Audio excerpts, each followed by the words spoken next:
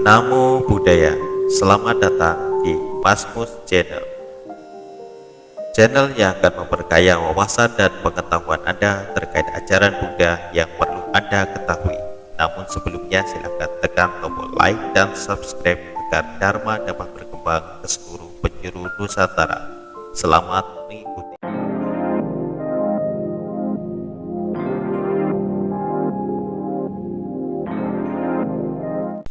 Dalam agama Buddha, konsep memberi lebih dikenal dengan istilah dana. Secara umum, praktik memberi atau berdana dikenal sebagai salah satu luhuran umat manusia yang paling mendasar.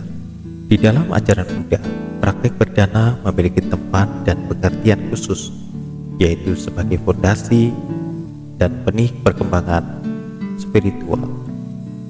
Berdana atau dana kata merupakan hal pertama yang dibahas oleh Buddha dalam penjelasan bertingkat. Setiap kali Buddha berkhotbah kepada orang yang belum menjadi siswanya, beliau akan menekankan pentingnya berdana. Baru setelahnya akan memperkenalkan aspek-aspek ajaran yang lainnya, seperti misalnya moralitas, hukum karma, dan ajaran lainnya yang lebih mendalam. Praktek berdana merupakan unsur pertama dalam paramita atau kesempurnaan.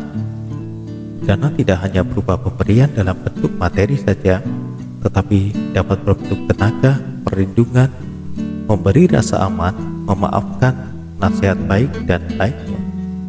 Dana dalam agama Buddha diartikan sebagai pemberian dengan tulus ikhlas atau melepas apa yang telah dimiliki. Berdana dalam perspektif Buddhis bukan hanya sebatas memberi santunan kepada orang-orang yang kurang mampu atau miskin. Ada 4 jenis pemberian atau dana menurut agama Buddha, yaitu dana materi, dana tenaga, dana perlindungan, dan dana nasihat baik. Dana yang pertama ialah amisa dana atau pemberian dalam bentuk materi. Dana materi atau amisa dana merupakan pemberian dalam bentuk barang atau benda yang dimiliki. Contoh dana materi yaitu makanan, minuman, obat-obatan, pakaian, uang, lilin, dupa, tempat tinggal, dan lain sebagainya. Dana yang kedua adalah paricaya dana, pemberian dalam bentuk tenaga.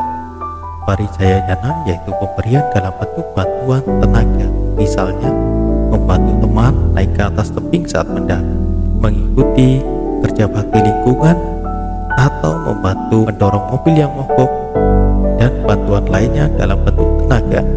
Dana yang ketiga adalah abhaya dana, pemberian dalam bentuk perlindungan, merupakan pemberian dalam bentuk memaafkan kesalahan yang orang lain berbuat kepada kita, memberikan perasaan nyaman dan tentram, melindungi dan menyelamatkan kehidupan makhluk lain. Dana yang keempat atau yang terakhir adalah dhamma dana, pemberian dalam bentuk ajaran kebenaran, merupakan pemberian dalam bentuk nasihat baik yang mungkin dibutuhkan saat seseorang mengalami kesulitan hidup.